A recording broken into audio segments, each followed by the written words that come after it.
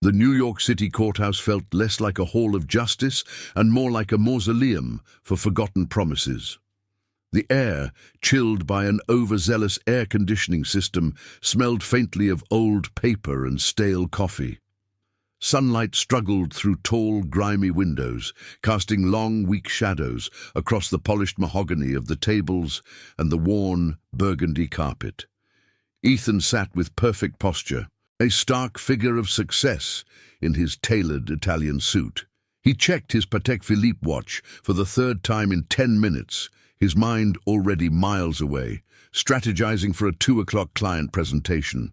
To him, this hearing was just another line item on his schedule, a final, inconvenient transaction to close the chapter on a marriage that had long since become irrelevant to his ambitions. He was here to sign the papers, offer a civil nod, and walk away back to a world of blueprints and skyscrapers that made sense.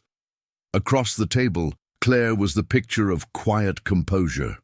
She sat with her hands resting in her lap, her posture straight but not rigid. Her simple linen dress, a soft shade of blue, seemed to absorb the room's harshness, creating a small island of serenity around her. Ethan glanced at her, registering her presence in the same way he might register a piece of furniture in the room, as a functional part of the scene. He didn't notice the new, profound weariness in her eyes, a shadow that hadn't been there a year ago. Nor did he notice the subtle shift in her silhouette, the gentle curve beneath the fabric of her dress. He saw the woman he was divorcing, but he failed to see the person she had been forced to become in his absence, a person who had learned to find strength in solitude and was now guarding a hope he knew nothing about. The judge, a man with a tired face and a voice that droned with practiced impartiality, moved through the final points of the settlement. Regarding the division of assets and future responsibilities, he began, looking over his spectacles at their respective lawyers. Ethan reached for the pen on the table, his movements efficient and decisive, ready to finalize the agreement and end the proceedings. Just as he was about to sign, Claire's lawyer, a woman with a kind but firm demeanor, rose slowly to her feet. The room fell silent, the only sound being the faint hum of the air conditioner.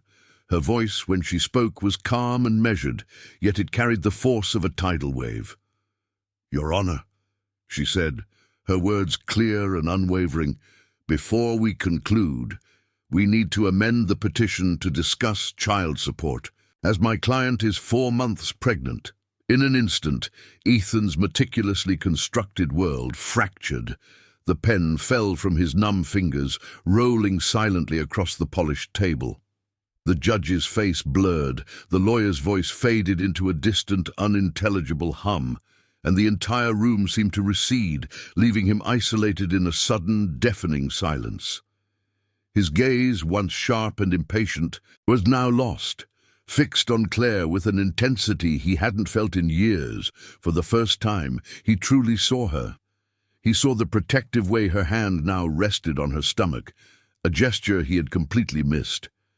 He saw the deep, unspoken pain in her eyes, a testament to the countless nights she had faced alone. The architect who built towers that touched the sky was now witnessing the complete demolition of his own foundation, struck by a reality he had been too blind, too busy, and too absent to ever notice. Ethan didn't go back to the office.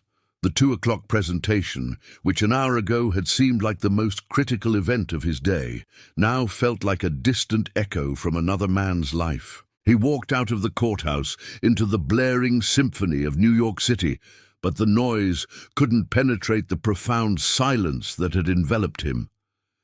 He saw Claire standing at the curb, her hand resting protectively over her stomach, a gesture that was now as clear and significant as a skyscraper on the horizon.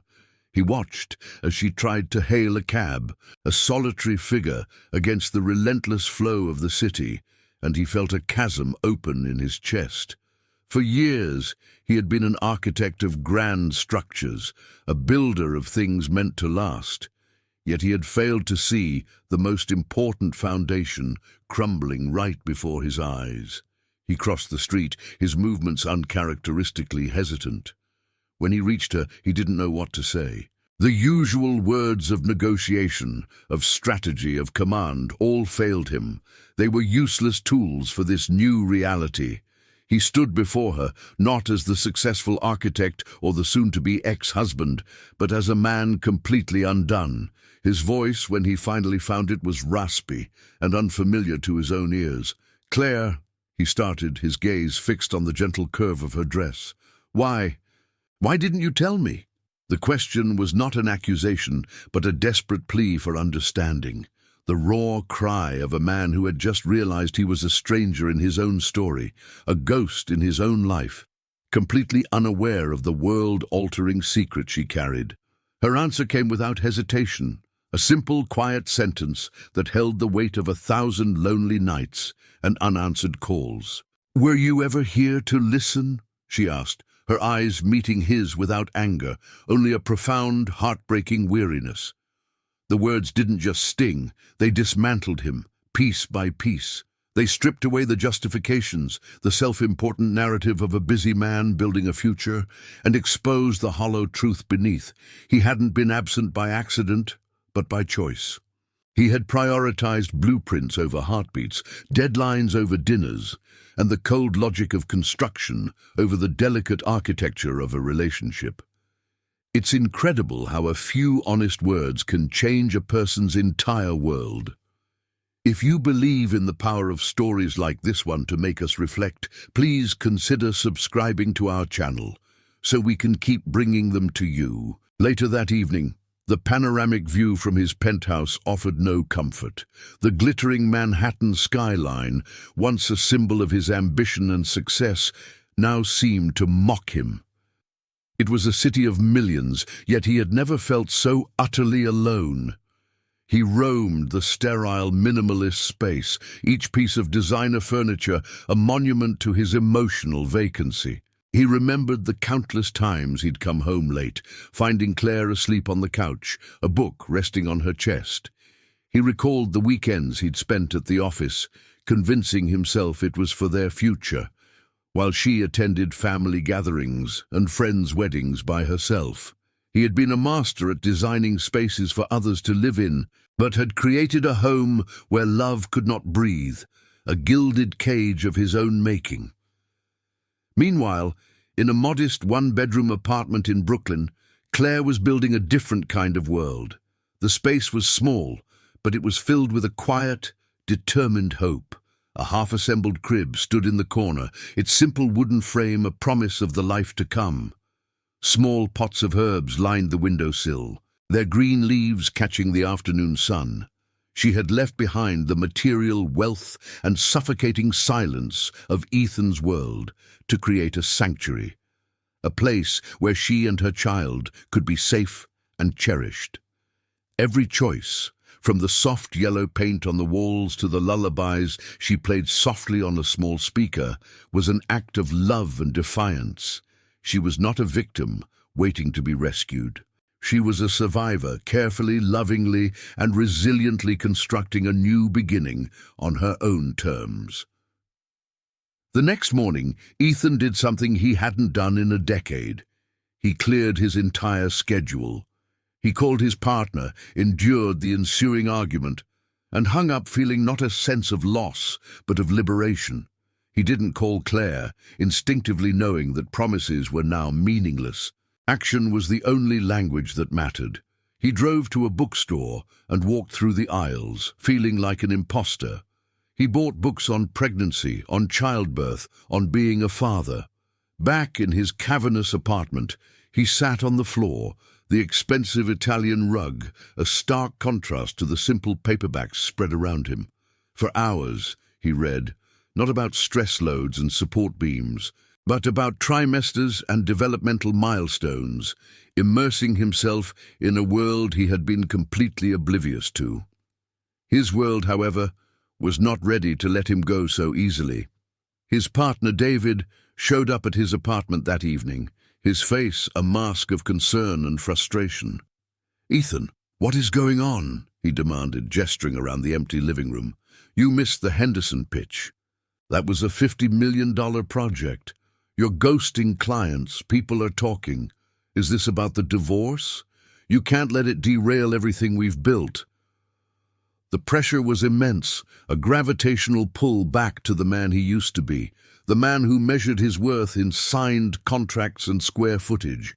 The world he had mastered was now testing his resolve, seeing his newfound focus on his personal life not as a necessary correction, but as a catastrophic failure of ambition. Ignoring the professional storm brewing around him, Ethan focused on the only thing that now mattered. He sent a text to Claire, rewriting it a dozen times to strip it of any corporate efficiency or demanding tone. "I've instructed my lawyer to redraft everything," it finally read. "Tell your lawyer what you and the baby need. It will be done. That's not why I'm writing. I'd like to come to the next doctor's appointment, only if you're comfortable with it. I just want to be there."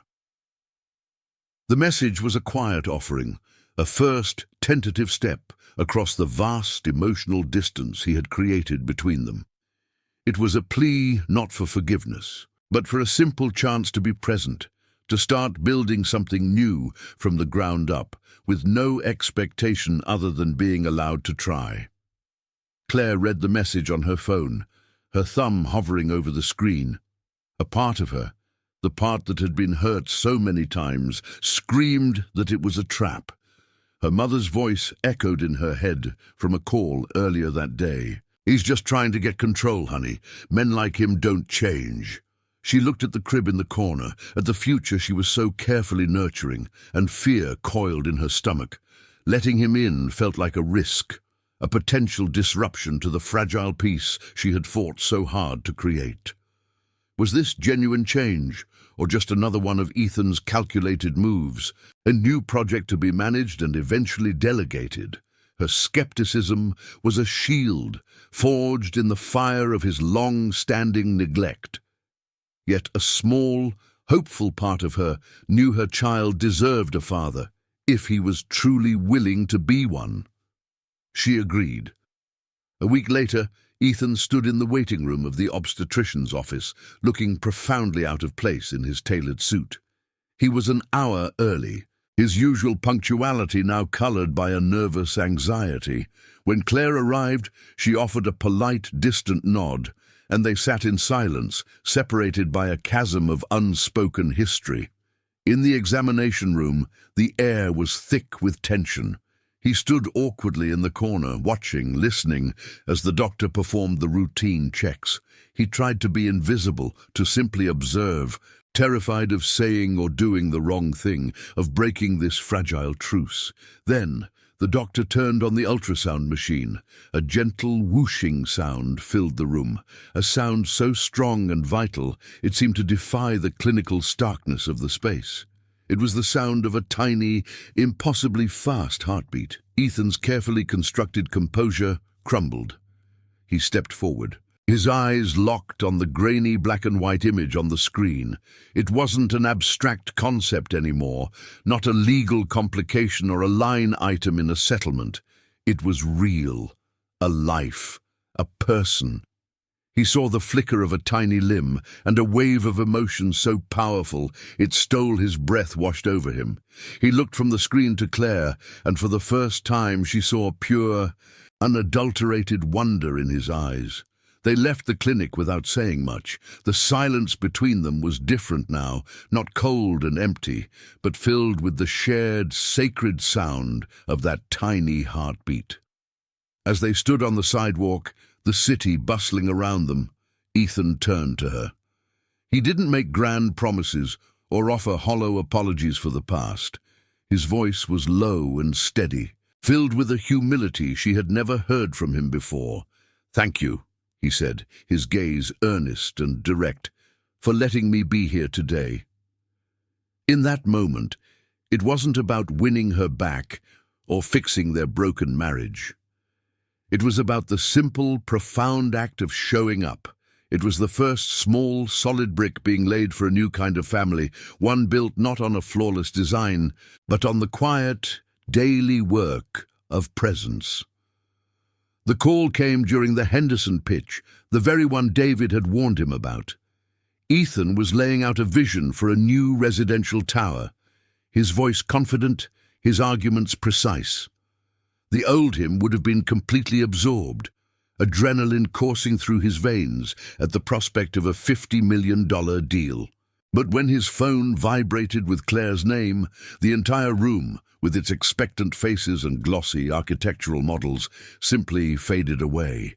He excused himself without a second thought, ignoring David's panicked expression. In the hallway, Claire's voice was strained, breathless. "It's happening, it's too early, but it's happening." There was no hesitation.